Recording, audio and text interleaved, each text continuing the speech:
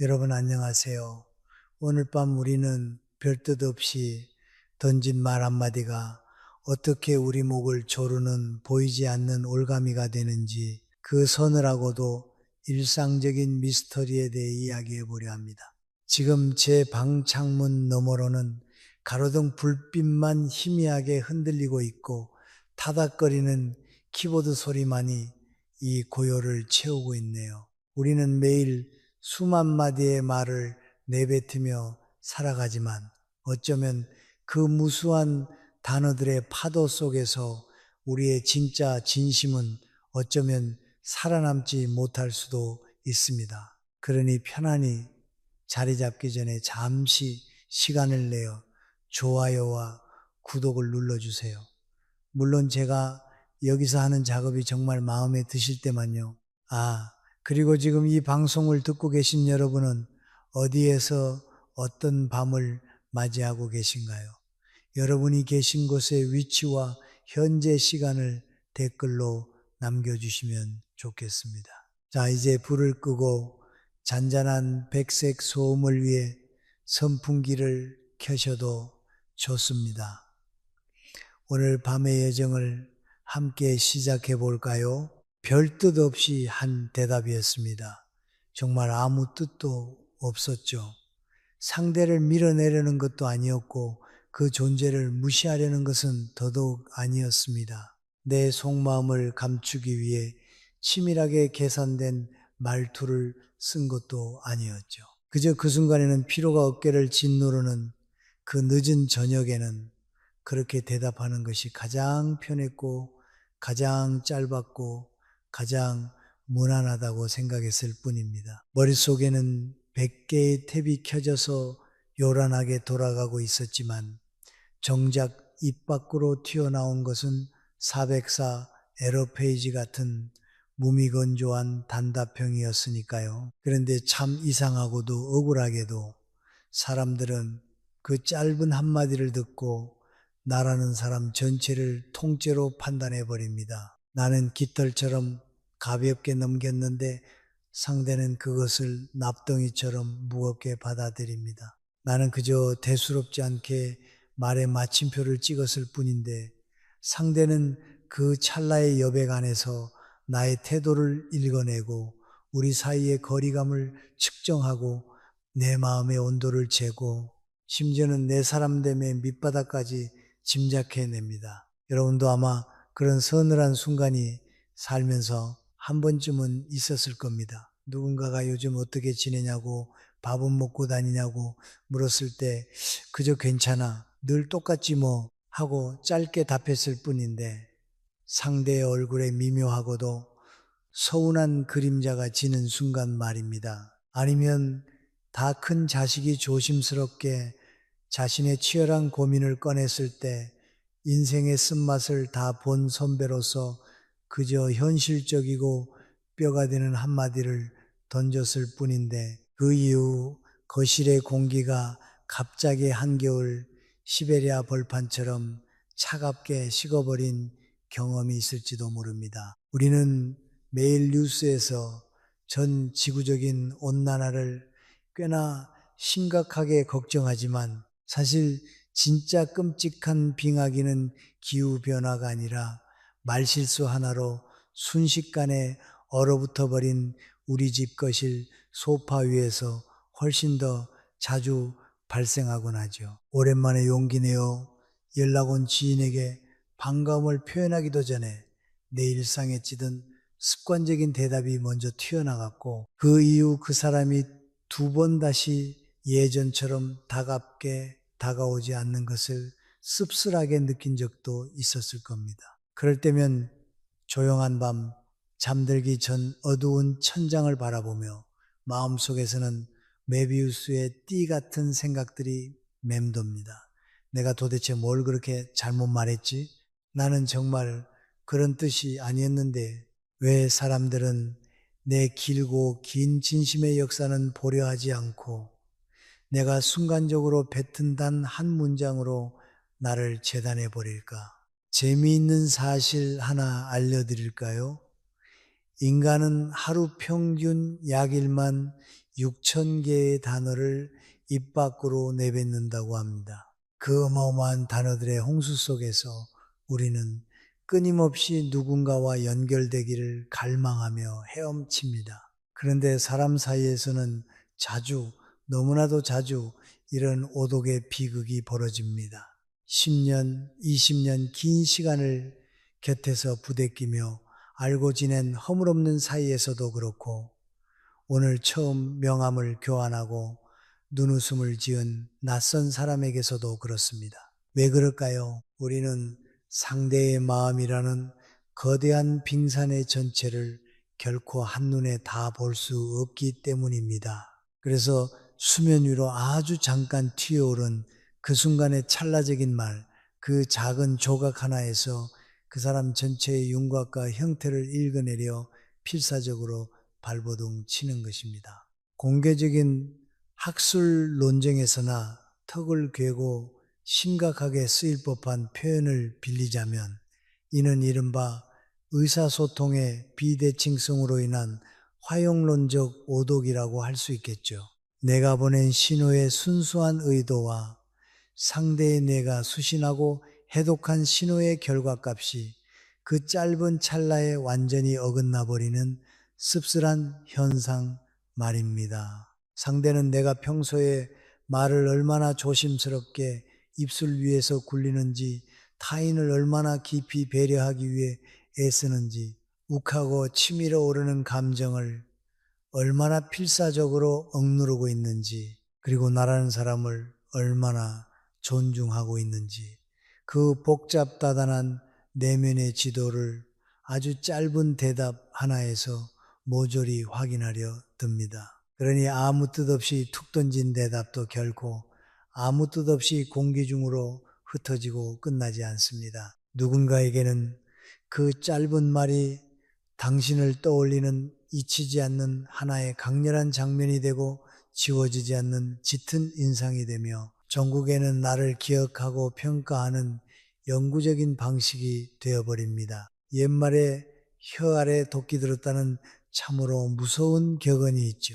우리는 그 보이지 않는 도끼로 장작을 패서 상대방의 꽁꽁한 마음을 녹일 따뜻한 모닥불을 피울 수도 있지만 피곤하다는 핑계로 어설프게 휘두른 무심한 한마디로 상대의 마음에 지울 수 없는 깊고 붉은 흠집을 내버리기도 합니다. 카카오톡 창에서 직장 상사가 던진 내비나 인 같은 영혼 없는 단답형 글자 하나가 대한민국의 수많은 직장인들을 퇴사의 기로에서 밤잠 설치게 만드는 걸 보면 참으로 우프고도 놀라운 일이 아닐 수 없습니다. 세상의 평화를 진정으로 지키는 건 어쩌면 제네바 협정문이 아니라 딱딱한 문장 뒤에 붙은 물결표 2개의 친절함일지도 모릅니다. 특히 우리의 머리칼에 흰 눈이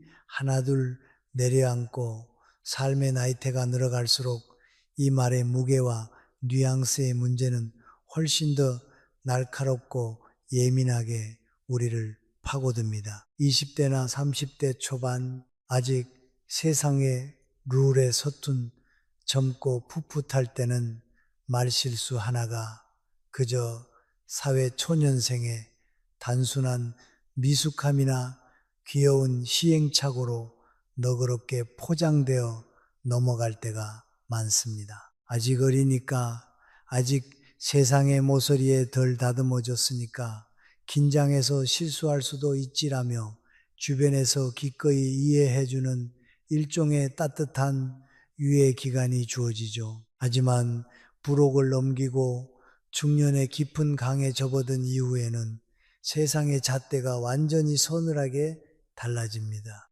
사람들은 더 이상 당신의 언 회 보아넘기지 않습니다. 관 모름한 호르메시또 단순한 실수나 그날의 피로감으로 여유있게 보아넘기지 않습니다. 저 나이를 먹고도 왜 남에 대한 기본 배려 없이 저렇게 이기적으로 말하지? 저 날카롭고 건조한 말투에 평소에 꼬인 성격이 고스란히 묻어나는 것 같네. 저 사람은 원래부터 남을 편안하게 품어주지 못하는 속이 좁고 옹졸한 사람이구나. 이런 식으로 당신이 아무 생각 없이 무심코 흘린 말 한마디가 마치 당신의 살아온 세월 전체와 인격의 바닥을 대변하는 결정적인 단서처럼 무겁고 단호하게 받아들여집니다. 그래서 우리는 억울합니다. 가슴을 치며 억울해하죠. 나는 그날 유독 상사에게 시달려 파김치처럼 피곤했을 뿐이고 대출이자 생각에 그 순간 마음의 여유가 정말 단 한 뼘도 없었을 뿐이고 절대로 상대를 무시하거나 깎아내리려는 그런 나쁜 악의가 1g도 없었는데 말입니다. 그저 숨고르기를 한번 놓친 그 짧은 한순간이 찰나의 침묵을 견디지 못해 뱉은 그 문장이 마치 내 삶 전체의 증명사진처럼 상대의 머릿속에 지워지지 않게 밝혀버리기 때문입니다. 생각해 보면은 인간관계에서 우리가 입는 가장 깊고 치명적인 상처들은 주말 드라마에서나 볼 법한 거창하고 스펙터클한 배신에서 싹트지 않습니다.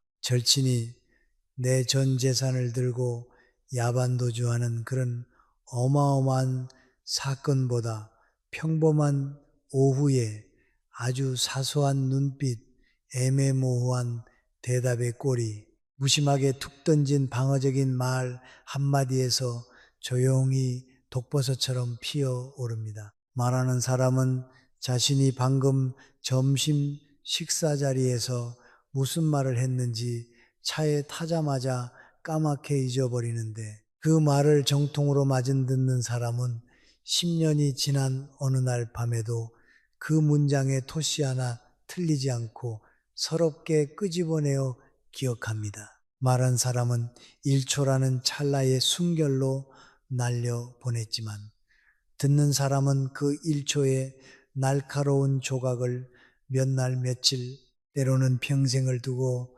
마음속 어두운 골방 안에서 곱씹고 또 곱씹습니다. 왜 나에게 그렇게 차갑게 말했을까? 내가 그렇게 귀찮고 하찮은 존재였나? 내 징징대는 이야기를 1분도 더 듣기 싫었던 걸까? 나를 만만하게 보는 게 틀림없어. 꼬리에 꼬리를 무는 상념 속에서 마음속에서는 수만 가지의 부정적인 해석과 비극적인 소설들이 걷잡을 수 없이 잡초처럼 자라납니다. 바로 그 미세하고 보이지 않는 균열의 지점에서 두 사람을 따뜻하게 감싸고 있던 관계의 온도가 순식간에 영하로 뚝 떨어집니다. 말소리는 진작의 공기 중으로 흩어져 사라져 적는데 그 서늘한 인상은 화석처럼 굳어버리고 인상은 남았는데 한 번 식어버린 감정의 온도는 아무리 불을 지펴도 쉽게 다시 끓어오르지 않습니다. 여러분, 조금 서글프고 잔인하게 들리겠지만 이 불편한 진실을 우리는 똑바로 마주해야 합니다. 사람들은 우리의 진심이라는 거대하고 아름다운 숲 전체를 절대로 한눈에 보지 못합니다. 우리의 굽이치는 삶의 지난한 궤적을 다 알지도 못하고 우리가 하필 그 늦은 저녁, 그 피곤한 순간에 왜 그런 바보 같은 표정으로 그렇게 매몰차게 말할 수밖에 없었는지 그 뒤에 숨겨진 눈물 나는 사연도 알 길이 없습니다. 그런데도 사람들은 아니 사실 우리 자신도 마찬가지로 타인이 순간적으로 뱉어낸 그 한마디를 현미경처럼 들여다보며 상대의 태도를 날카롭게 읽고 그 사람의 품격을 마음대로 짐작하고 감추고 싶어하는 상처를 귀신같이 눈치채고 치명적인 약점까지 기어코 찾아내어 느낍니다. 이것이 미치도록 억울하고 피하고 싶지만 우리가 매일 두 발을 딛고 숨쉬며 살아가는 인간관계의 엄연한 물리법칙이자 현실입니다. 그래서 오늘 밤 제가 여러분과 나누고자 하는 이 긴 이야기는 결코 텔레비전 속 아나운서처럼 청산 뉴스로 말을 예쁘게 포장하는 얄팍한 기술에 관한 것이 아닙니다. 회의실에서 남들보다 똑똑하게 보이고 거래처를 기막힌 화술로 구워 삶아 실적을 올리는 그런 흔해 빠진 비즈니스 처세술을 배우자는 이야기는 더더욱 아닙니다. 오히려 우리는 오늘 정반대의 깊고 어둡고 조용한 곳을 샅샅이 들여다보려 합니다. 대체 왜 우리는 아무런 나쁜 의도도 별 뜻도 없이 한 대답 하나 때문에 이토록 지독하게 오해받고 상처받으며 고단하게 살아가는가? 왜 사람들은 그 보잘것없는 한마디로 우리의 살아온 삶 전체를 이토록 함부로 판단하는가? 그리고 어떻게 하면 내 깊은 곳에 있는 따뜻하고 진짜인 진심이 내가 전혀 의도하지 않은 값싼 방식으로 타인에게 소비되지 않게 굳건히 지켜낼 수 있는가? 오늘은 그 묵직하고도 섬세한 이야기들을 아주 천천히 하지만 누구보다 깊숙하게 풀어가 보려 합니다. 아마 이 밤의 끝자락까지 제 목소리의 리듬을 타고 함께 해주신다면 여러분은 누군가가 나를 왜 그토록 오해하고 미워하며 멀어졌는지 그 굳게 닫힌 마음의 자물쇠를 조금 더 부드러운 시선으로 이해하게 될지도 모릅니다. 동시에 나 역시 과거의 어느 날 왜 누군가에게 지울 수 없는 차가운 오해의 그림자를 짙게 남겼는지 부끄럽지만 선명하게 그 거울 속 내 낯선 모습을 마주 보게 될 것입니다. 그리고 그 아프지만 의미 있는 통찰의 터널을 지나며 분명 한 가지 따뜻한 진실을 위안처럼 느끼실 수 있을 겁니다. 관계가 어긋난 것이 내가 구제불능으로 말을 서툴게 해설하거나 내 성격이 파탄나서가 아니라 그저 인간이라는 존재가 원래 그렇게 짧고 불완전한 순간의 파편들로만 서로를 더듬어 판단하며 살아가는 외롭고도 서툰 존재들이기 때문이라는 것을 말입니다. 우리는 살아가면서 생각보다 참 자주 그리고 어이없을 정도로 빈번하게 오해를 받습니다.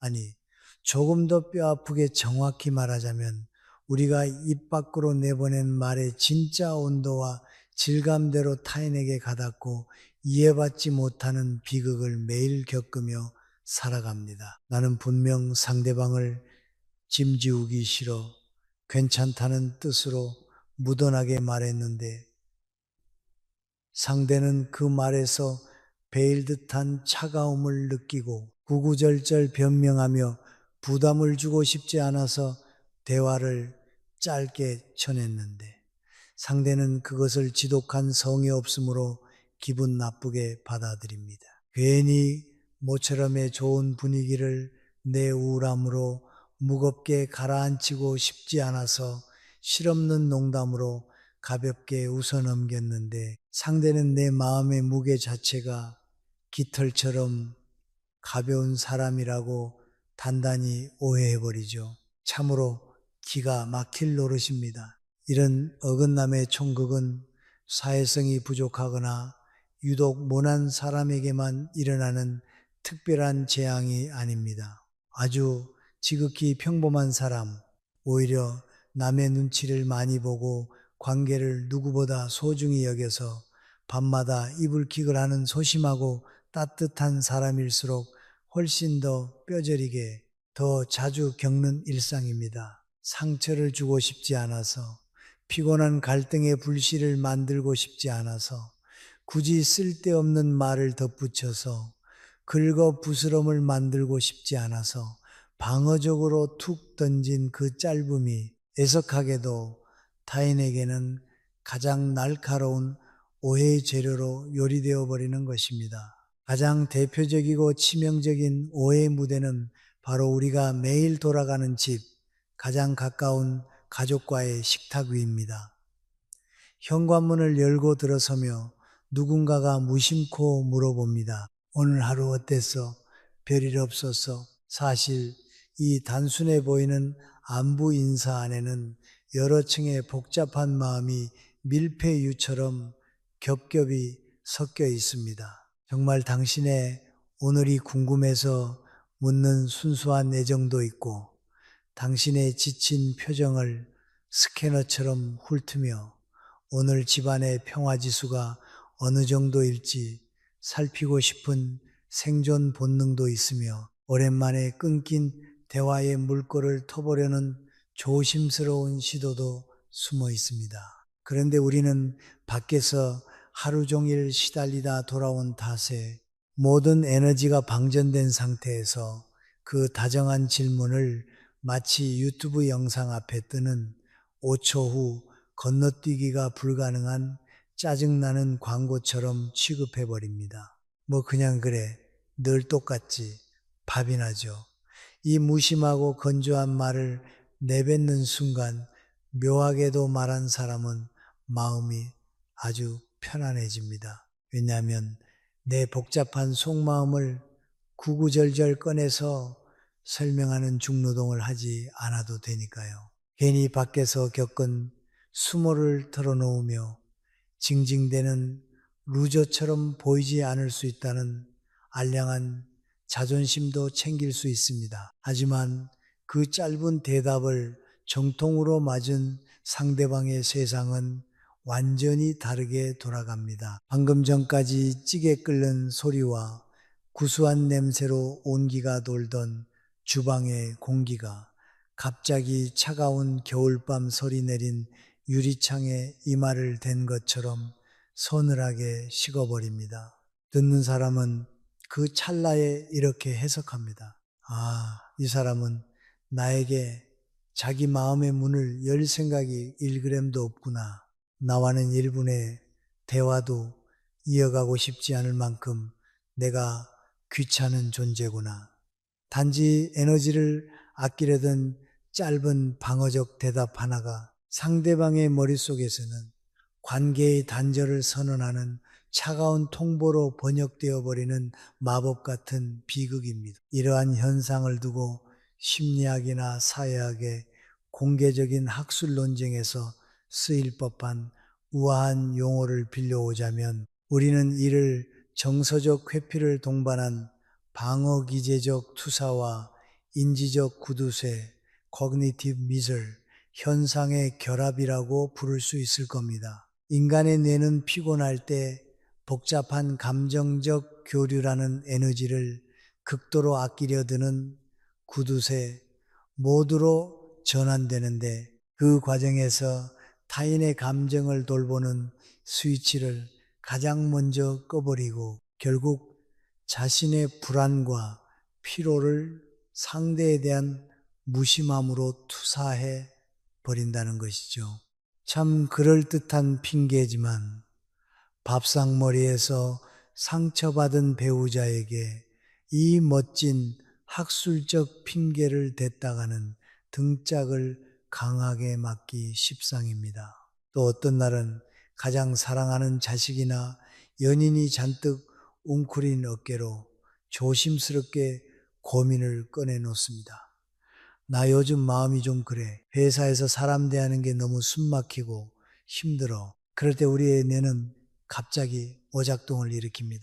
사랑하는 사람이 힘들어하는 꼴을 도저히 참을 수가 없어서 하루빨리 이 고통을 끝내주고 싶은 마음에 그만 고장난 자판기처럼 차가운 현실 캔음료만 덜컹덜컹 내뱉는 무자비한 해결사가 되어버립니다. 네가 너무 예민하게 받아들여서 그래. 그냥 귀 닫고 살아. 남의 돈 벌어먹는 게 원래 다 더럽고 치사한 거야. 말한 사람의 깊은 마음 속에는 분명 눈물겨운 다정함이 숨어 있었을 겁니다. 세상의 비바람에 너무 나약하게 흔들리지 말라는 더 크게 다치기 전에 마음의 굳은 살을 단단히 배기게 하려는 거칠지만 애틋한 부송애나 모송애였을지도 모릅니다. 그런데 정작 그 말을 듣는 상대의 가슴 속에는 전혀 다른 날카로운 문장이 비수처럼 날아와 꽂힙니다. 내 아픈 감정은 그저 한낱 예민함으로 치부되고 가볍게 무시당했구나. 이 사람은 세상 천지에서 유일하게 내 편인 줄 알았는데 내 이야기를 끝까지 안전하게 안아줄 사람은 아니었구나. 나는 그저 피가 철철 나는 상처에 빨간 약을 들이부으며 꿰매주려던 현실적인 조언이었는데 상대는 마취도 없이 생사를 찢는 관계의 폭력과 멀어지는 거리감을 느껴버립니다. 여기서 아주 쓸데없지만 기발한 잡지식 하나를 던져볼까요? 미국의 인류학자 에드워드 홀이 주창한 근접학 프록시미시 이론에 따르면 가족이나 연인처럼 서로를 보호하고 사랑하는 사람들의 친밀한 물리적 거리는 대략 0에서 40cm 이내라고 합니다. 우리는 밤마다 거실 소파에 앉아 서로의 어깨가 닿을 만큼 45cm 이내에 완벽하게 친밀한 물리적 거리를 유지하고 있습니다. 하지만 방금처럼 무심코 던진 현실적인 조언 한마디가 떨어지는 순간 두 사람 사이의 정서적 거리는 45cm에서 무려 지구 한 바퀴 반인 4만 5천 킬로미터 밖으로 무섭게 튕겨져 나가버립니다. 몸은 닿아 있는데 마음은 안드로메다 은하계 끝자락에서 홀로 떠돌고 있는 셈이죠. 왜 우리는 유독 가깝고 소중한 사이일수록 이렇게 어리석은 방어를 남발하고 무뎌지고 때로는 잔인할 만큼 무심해지는 걸까요? 그것은 바로 가까우니까 내 개떡 같은 말도 찰떡같이 알아서 이해해 주겠지라는 오만하고도 게으른 착각 때문입니다. 무심코 던지는 말들 이를테면 당신이 그렇지 뭐 그걸 이제 알았어? 됐어. 설명해봐야 뭐해 같은 말들. 우리는 나 스스로를 감정의 소모로부터 보호하려고 마치 눈에 보이지 않는 닌자처럼 잽싸게 숨어버립니다. 완벽한 은신술로 감정의 닌자가 되어 다툼을 피했다고 안도하지만 너무 완벽하게 숨어버린 나머지 나중에는 내 진짜 진심이 어디에 있었는지 나 자신조차 까먹게 되는 코미디가 벌어집니다. 오래된 속담 중에 혀에는 뼈가 없지만 사람의 뼈를 부순다라는 서늘하고도 명징한 지혜가 있습니다. 남이 휘두른 혀의 채찍은 잠깐 따갑고 피부를 스쳐 지나갈 뿐이지만 내가 가장 믿고 의지하는 방어막을 완전히 해제한 가장 가까운 사람이 던진 방어적이고 무심한 혀의 칼날은 내 피부를 지나 뼛속 깊은 곳까지 파고들어 영혼을 산산조각 냅니다. 상처받고 싶지 않아서 갈등을 마주할 용기가 없어서 내 알량한 자존심의 성벽을 지키기 위해 무심코 썼던 그 방어적인 말투가 결국 가장 따뜻해야 할 우리 집 거실의 온도를 영하로 얼려버리고 나와 가장 가까운 사람들을 조용히 굶겨 죽이고 있었던 것입니다. 나는 솔직하게 쿨한 척 하려고 내뱉은 말이었는데 상대는 무례함이라는 벽을 느끼고 나는 별 생각 없이 뱉은 농담이었는데 상대는 그 속에서 서늘한 조롱과 냉대를 읽어버리는 경험. 우리는 나를 안전하게 지키려다 역설적으로 나를 지탱해 주던 가장 소중한 관계의 기둥들을 도끼로 찍어내리고 있었던 겁니다. 참으로 어리석고 뼈아픈 역설이 아닐 수 없습니다.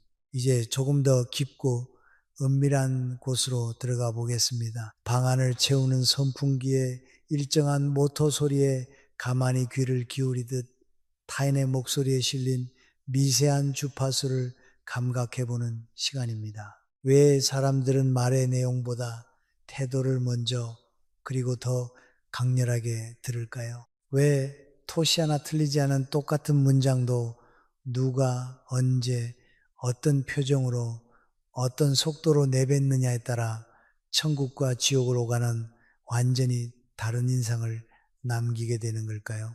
이 질문은 그저 사회생활을 잘하기 위한 단순한 대화 기술의 문제가 아니라 우리 인간이라는 생명체가 타인이라는 거대한 우주를 읽어내고 생존을 도모하는 아주 원초적인 방식과 깊게 맞닿아 있습니다.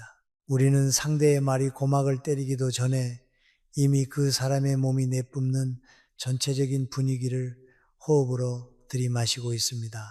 여기서 기발하고도 흥미로운 잡지식 하나를 꺼내보자면 인간의 성대는 우리가 입을 열어 소리를 내는 순간 초당 최대 100번에서 무려 1000번까지 미세하게 떨리며 근육의 긴장도를 팽팽하게 조절한다고 합니다. 우리의 이성적인 뇌가 거짓말을 꾸며내거나 진짜 우울한 감정을 숨기려고 입술에 그럴싸한 명령을 내리기도 훨씬 전에 이 얇고 예민한 성대 근육은 자신이 받고 있는 스트레스를 견디지 못하고 미세한 떨림과 불안정한 피치를 음파에 고스란히 섞어버리는 것이죠.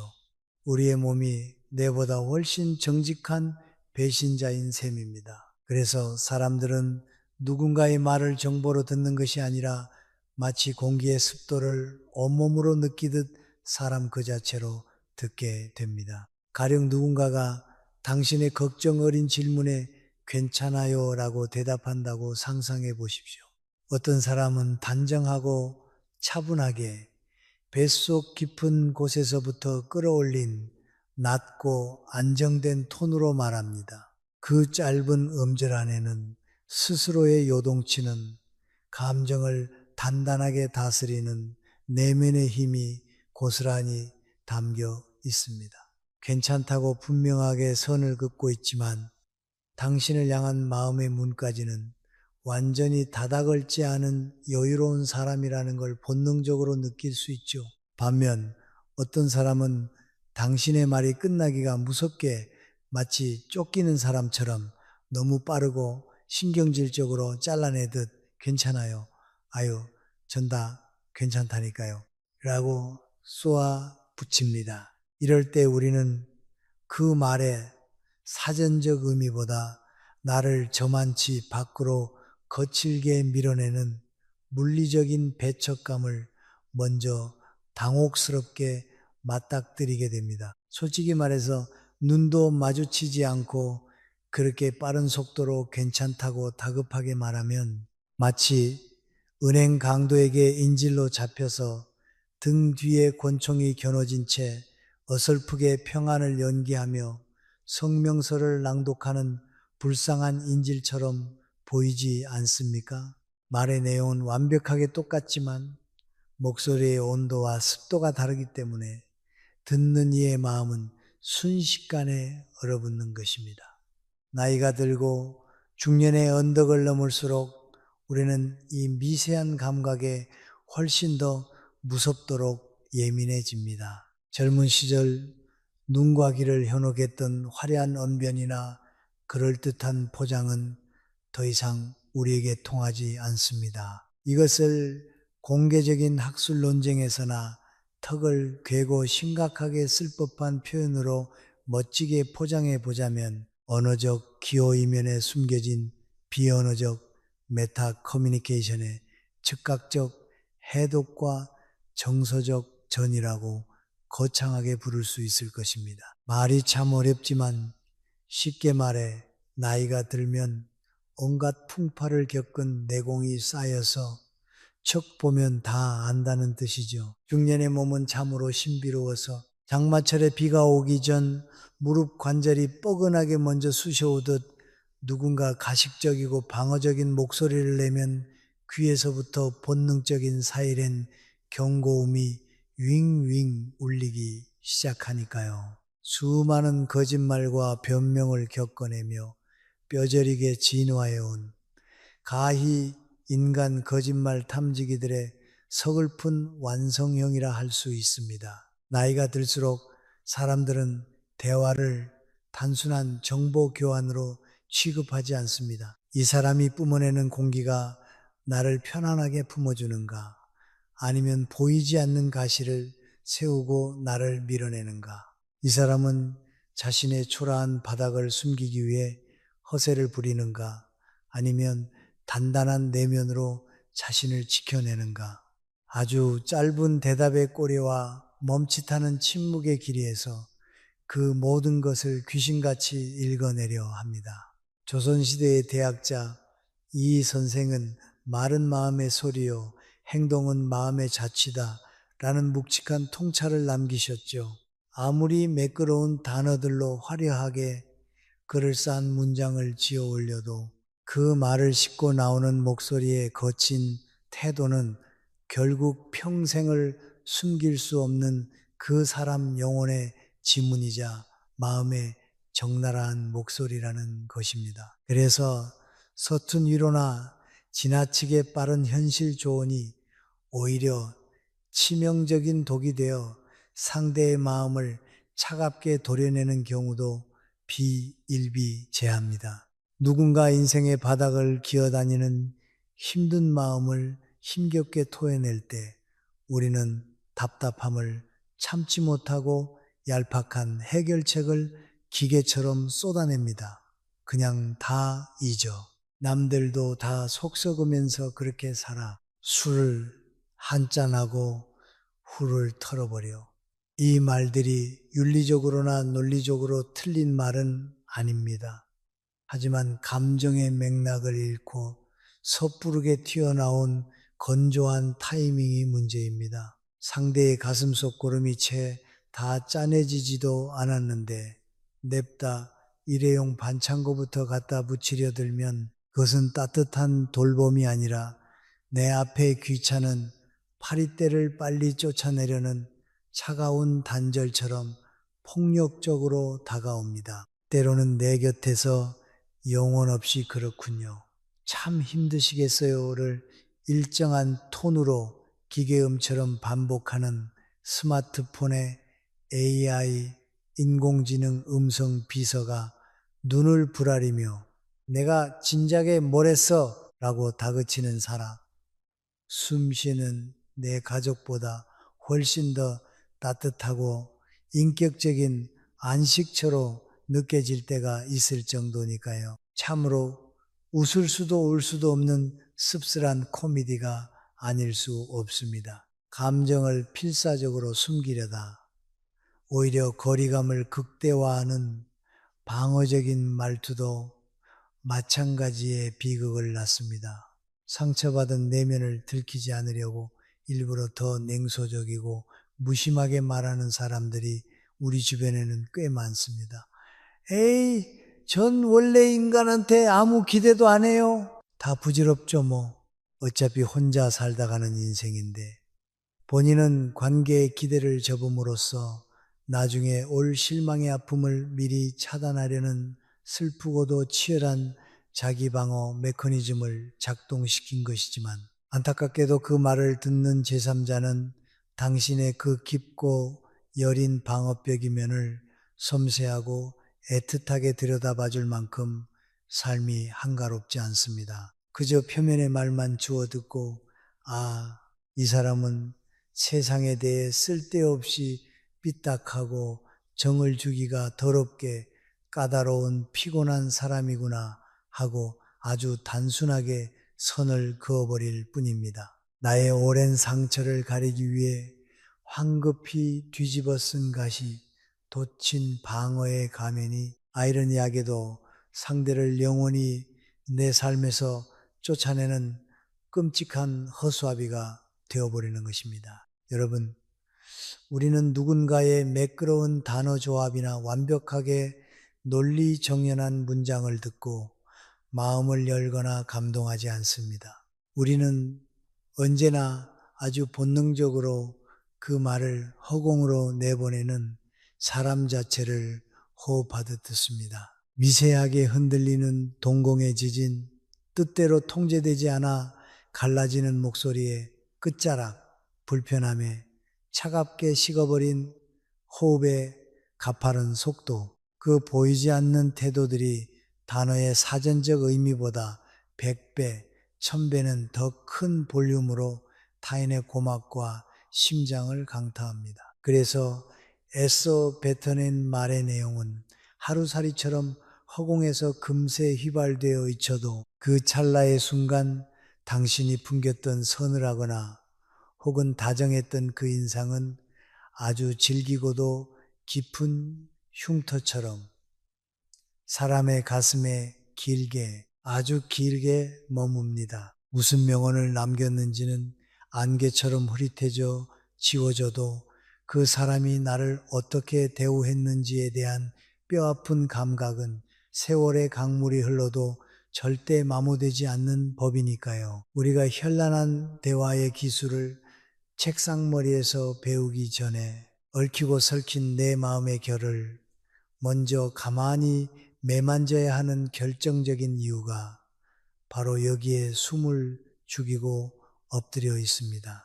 그렇다면 도대체 우리는 이 속수무책의 오해와 갈등의 굴레 속에서 어떻게 해야 할까요? 이제부터는 거창한 성격 개조 프로젝트가 아니라 지금 당장 내일 아침 식탁에서부터 조용히 실천할 수 있는 아주 작고 현실적인 마법에 대해 이야기해 보겠습니다. 가장 먼저 강조하고 싶은 것은 우리에게 지금 필요한 능력이 남들 앞에서 청산유수로 말을 잘하는 스피치 학원 수석 졸업생의 화술이 결코 아니라는 점입니다. 평생을 소심하게 살아온 사람이 하루아침에 유재석 씨처럼 분위기를 주도하는 유쾌한 달변가로 다시 태어나는 것은 불가능에 가깝습니다. 우리에게 진정으로 필요한 것은 대답을 막힘없이 잘하는 능력이 아니라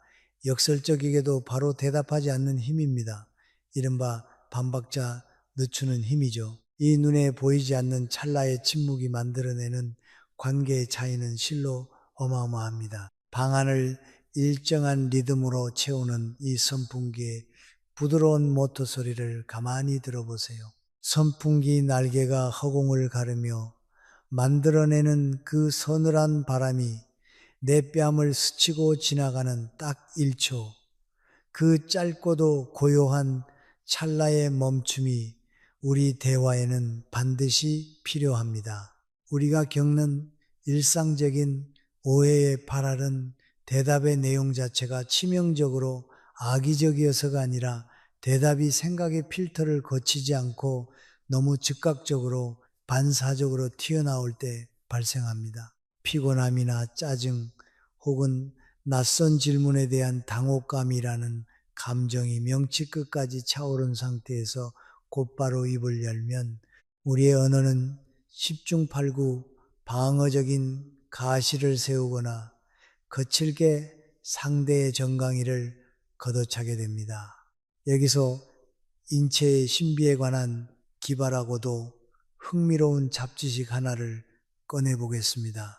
신경과학자들의 연구에 따르면 우리 뇌에서 두려움이나 분노 같은 원초적 감정을 처리하는 편도체 에미그달라는 아주 성격이 급해서 외부 자극에 불과 0.01초 만에 반응한다고 합니다. 반면 상황을 이성적으로 판단하고 우아한 언어를 고르는 전두엽이 상황을 파악하고 신발끈을 묶는 데는 그보다 수십 배 긴 시간이 걸리죠. 그래서 상대의 뼈 있는 말이나 부담스러운 질문이 귀에 꽂히는 순간 이성적인 내가 미처 출동하기도 전에 두려움에 사로잡힌 편도체가 먼저 멱살을 잡고 폭주해버리는 이른바 편도체 납치 현상이 일어납니다. 마치 윈도우 오류가 난 구형 컴퓨터에 매크로 프로그램을 잘못 깔아놓은 것처럼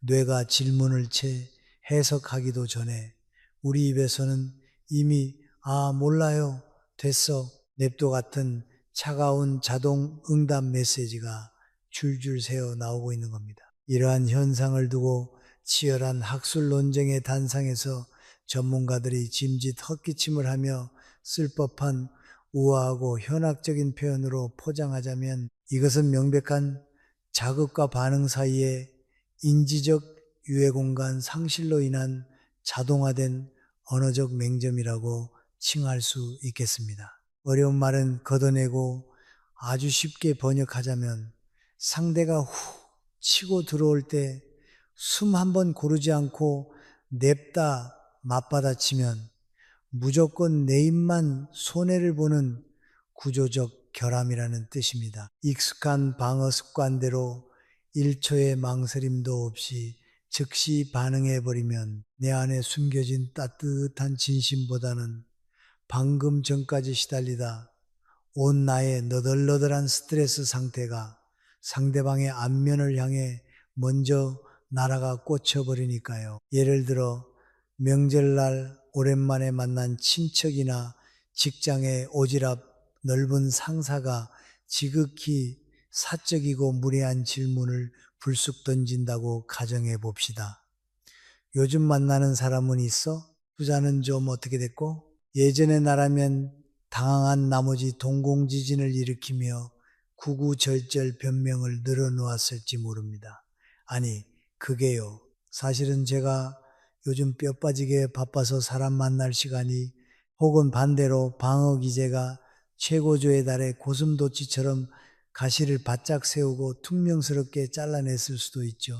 그건 그쪽이 아실 필요 없잖아요. 제 일은 제가 알아서 합니다. 둘 다 대화가 파국으로 치닫는 지름길입니다. 하지만 이제 우리는 선풍기 바람이 뺨을 스치는 그 1초 반박자를 늦추는 여유를 가질 수 있습니다. 숨을 한번 깊게 들이마시고 상대의 눈을 가만히 응시한 뒤 이렇게 대답하는 겁니다. 그건 제가 아직 천천히 정리 중이에요. 나중에 제 마음이 편해질 때 먼저 말씀드릴게요. 짧지만 결코 차갑지 않고 분명하게 나의 심리적 안전선을 지켜내면서도 상대방의 체면을 무참히 짓밟는 무례함을 범하지 않는 단정한 말입니다. 이 놀라운 차이는 당신이 비싼 돈을 주고 화려한 언변을 배워서 가능해진 것이 아닙니다. 단지 질문을 받고 바로 입을 떼지 않는 그 찰나의 멈춤, 그 인지적 유해 공간을 허락했기 때문에 비로소 내면의 이성이 빚어낼 수 있었던 우아한 결과물입니다. 설명으로 오해를 풀려는 강박에서 벗어나 태도를 단정하게 가다듬는 연습도 반드시 필요합니다. 우리는 오해받는 것을 죽기보다 두려워하는 나머지 내 뜻이 그게 아니었다며 자꾸만 말의 꼬리를 길게 늘어뜨립니다. 하지만 슬프게도 길고 장황한 설명은 생각보다 상대의 오해를 마법처럼 풀어주지 못합니다. 오히려 10분 내내 이어지는 해명은 듣는 이로 하여금 이 사람이 지금 몹시 찔리는 구석이 있거나 멘탈이 산산조각 났구나 하는 초라한 불안감만 구경시켜 줄 뿐입니다. 비유하자면 이미 활활 타오르는 관계의 기름, 화재 현장에 기름이 가득 든 물총을 쏘아대며 불을 끄겠다고 설치는 꼴이나 다름없죠. 애를 쓰면 쓸수록 상황은 더 추레해집니다. 이때 정말로 중요한 것은 해명하는 문장의 길이가 아니라 그 말을 담아내는 태도의 묵직한 안정감입니다. 선조들이 물려준 지혜로운 옛 격언 중에 깊은 물은 소리내어 흐르지 않는다. 수심갱마, 쇠신칸마라는 말이 있습니다. 진정으로 내면에 단단한 중심이 잡혀 있는 사람은 얕은 개울물처럼 요란하게 변명하며 찰랑거리지 않습니다. 그저 천천히 일정한 호흡으로 말하는 것, 불안감에 쫓겨 말끝을 흐리거나 웅얼거리지 않고 마침표를 명확히 찍는 것, 내 억울함을 증명하기 위해 상대를 깎아내리거나 비난하지 않는 것, 그 흔들림 없는 단단한 태도가 100마디의 구차한 설명보다 훨씬 더 강렬하고 신뢰감 있는 인상을 상대의 무의식 속에 조용히 각인시킵니다. 마지막으로 덧붙이자면 우리 입에 찰싹 달라붙어 있는 고질적인 자기 비하의 표현들을 의식적으로 떼어내는 연습을 해야 합니다. 아유, 저같이 부족한 사람이 뭘 알겠어요. 저는 원래 머리가 나빠서 대충 살아요. 저한테는 절대 큰 기대하지 마세요.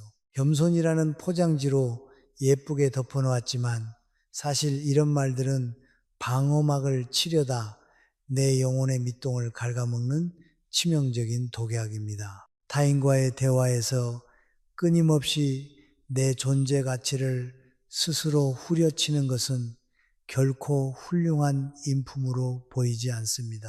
그것은 마치 이마에 1년 365일 영구 폐업 원가 이하 폭탄 세일이라는 눈물겨운 전단지를 붙이고 다니는 것과 같아서 결국 주변 사람들은 당신을 정말로 재고 정리매대의 철진한 상품처럼 함부로 아주 싸구려 취급을 하게 될 것입니다. 나를 과대히 포장하며 거만하게 목에 힘을 줄 필요는 없지만 적어도 나 스스로를 세상에서 가장 헐값에 팔아넘기는 비극적인 바보짓은 당장 멈추어야 합니다.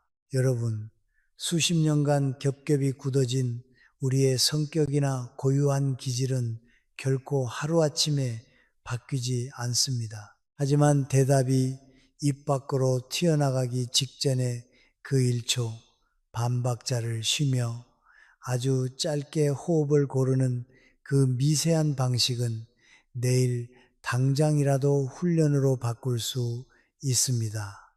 바로 쏘아붙이지 않는 것, 질문의 이면에 깔린 의도를 가만히 들여다보는 것, 대답은 짧게 하되 마음의 문을 철컥 닫아 걸지 않는 것, 구차한 설명의 양을 줄이고 단정한 태도로 묵직함을 지키는 것, 이 사소하지만 위대한 변화 하나만으로도 나를 둘러싼 팍팍했던 관계의 공기 흐름은 서서히 그러나 확실하게 달라질 것입니다. 내가 뼈를 깎아 완전히 다른 사람으로 개조되지 않더라도 단지 내 서툰 습관 때문에 나의 고운 진심이 싸구려로 오해받는 억울한 일만큼은 확실히 막아낼 수 있습니다. 그것이 바로 이 늦은 밤 우리가 내일을 위해 챙겨야 할 가장 현실적이고 따뜻한 관계의 마법입니다. 이제 가장 깊고 본질적인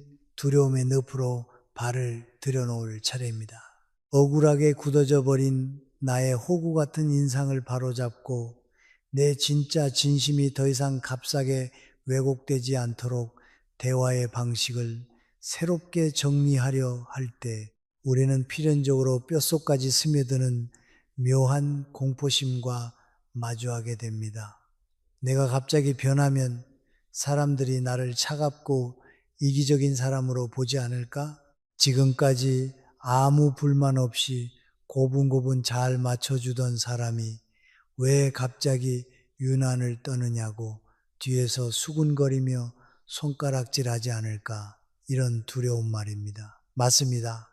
오랜 시간 알아온 착한 사람 콤플렉스에서 벗어나 이제부터 단정하게 선을 긋고 나를 지키라고 말씀드리면 내일 아침 출근하자마자 결제판을 바닥에 집어던지며 직장 상사의 멱살을 잡거나 밥상머리에서 반찬 투정을 하며 식탁을 뒤집어 엎어야 하나 진지하게 고민하는 분들이 꼭 계십니다. 너무 오랜 세월 짓눌려 살아온 탓에 감정의 억압과 폭발이라는 극단적인 흑백 논리밖에 남지 않은 씁쓸한 현상이죠. 하지만 매일 저녁 식사 메뉴로 아무거나 괜찮아를 외치며 평화주의자이자 무성욕자에 가까운 태도를 취하던 당신이 어느 날 갑자기 눈에 불을 켜고 오늘은 무슨 일이 있어도 무조건 평양냉면을 먹어야겠어. 안 그러면 굶을 거야.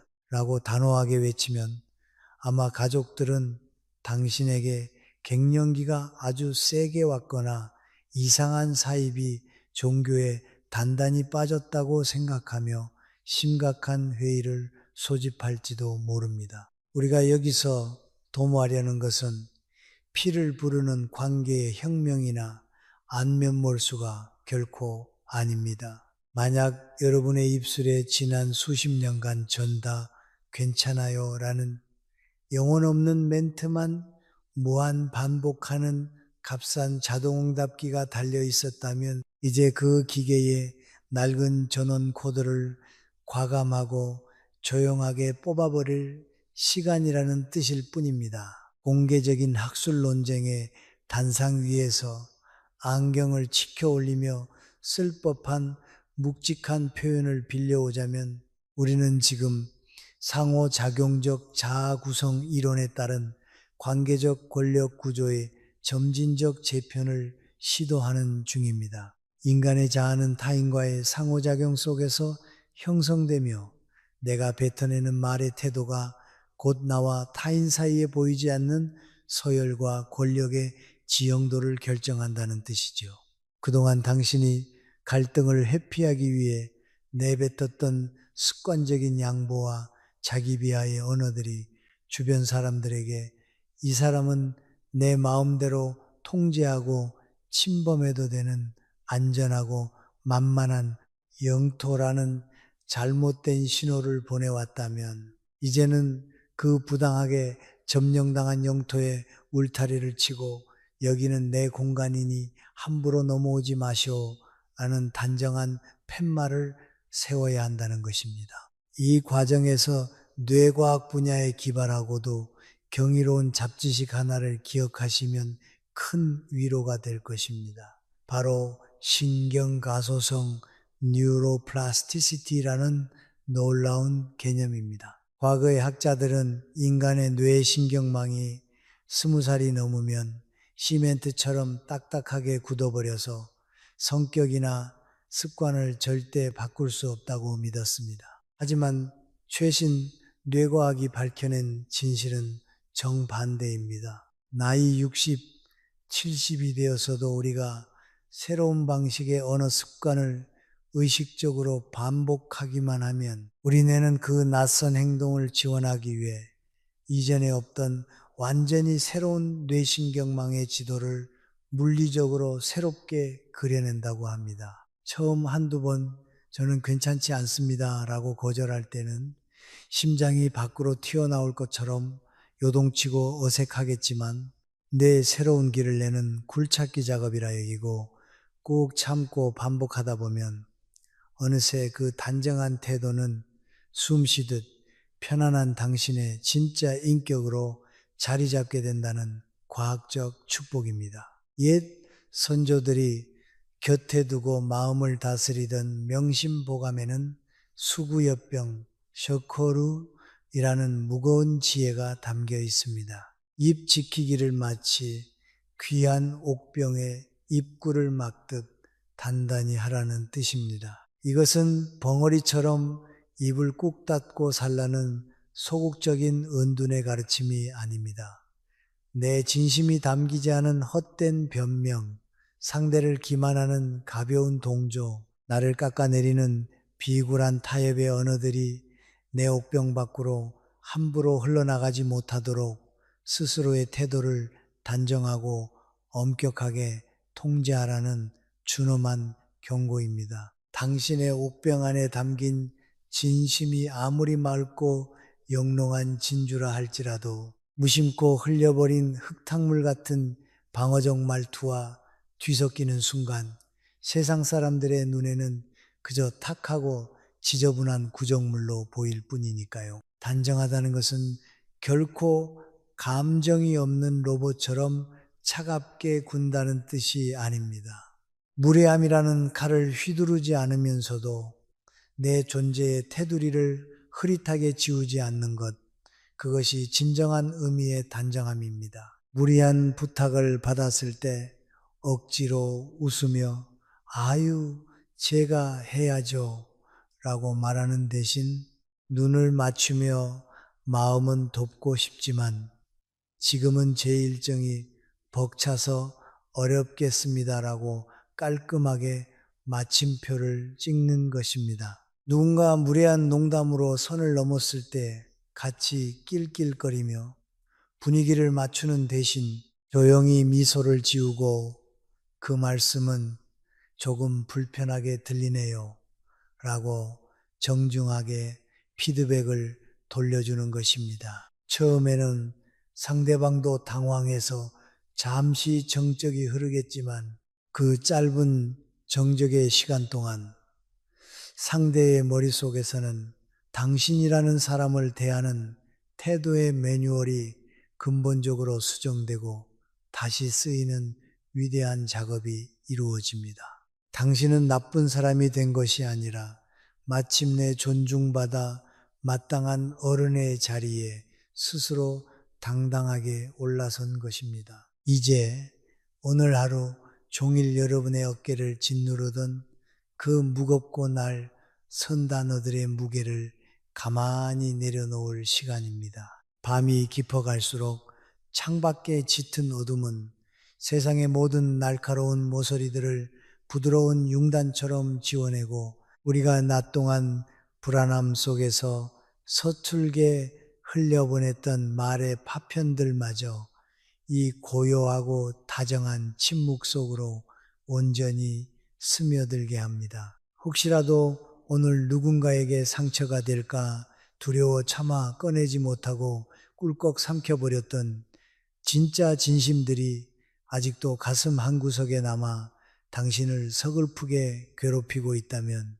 혹은 뜻하지 않게 툭 튀어나온 방어적이고 날카로운 한마디 때문에 스스로를 바보 같다 자책하며 차가운 이불 속에서 뒤척이고 계신다면 부디 그 뾰족하고 아픈 후회의 마음들을 조용히 허공으로 풀어놓으시길 바랍니다. 그때의 당신은 결코 남을 해치려는 모질고 나쁜 사람이어서가 아니라 그저 세상의 거친 비바람 속에서 당신의 연약하고 다친 마음 한구석을 지켜내기 위해 그 순간 자신이 아는 가장 최선의 방식으로 안간힘을 쓰며 살아남으려 했던 것일 뿐이니까요. 이제는 너무 매끄럽고 완벽하게 잘하려고 모든 사람의 비위를 맞추려고 애쓰지 않으셔도 정말 괜찮습니다.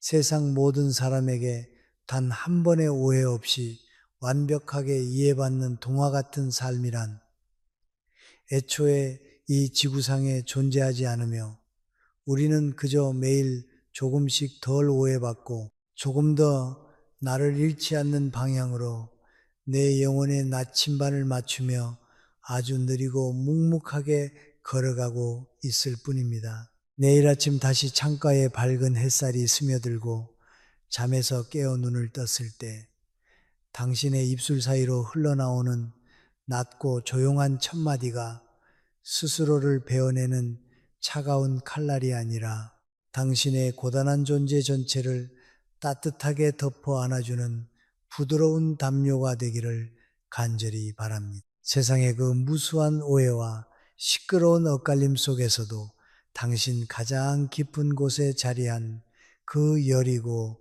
선명한 진심만은 결코 다치거나 빗바래지 않기를 기도하며 이제는 낮 동안 당신을 올감했던 모든 관계의 피로와 말의 빚을 잊고 가장 평온하고 깊은 위안이 흐르는 잠의 바다로 천천히 아주 천천히 빠져드시길 바랍니다. 스크립트 종료. 안녕히 주무세요.